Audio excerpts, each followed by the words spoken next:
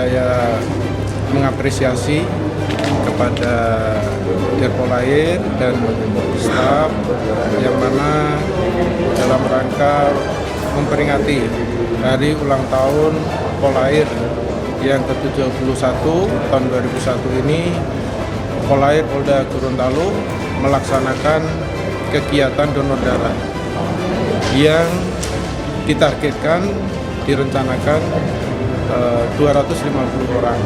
Mudah-mudahan target ini bisa tercapai, insya Allah. Allah memberikan kemudahan, kelancaran, karena ini adalah demi kemanusiaan.